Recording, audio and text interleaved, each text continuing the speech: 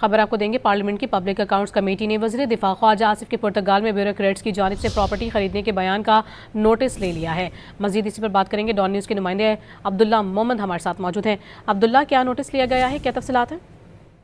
जी बिल्कुल, वज़ीर दिफा ख्वाजा आसिफ की जानिब से जो बयान सामने आया था जिसमें पुर्तगाल में पाकिस्तानी ब्यूरोक्रेट्स की प्रॉपर्टी का मामला जो है वो ज़ेर गौर आया था, उस पर पार्लियामेंट की पब्लिक अकाउंट्स कमेटी ने नोटिस ले लिया है। और पब्लिक अकाउंट्स कमेटी ने कहा कि वज़ीर दिफा का ये बयान इंतहाई संगीन मामला है।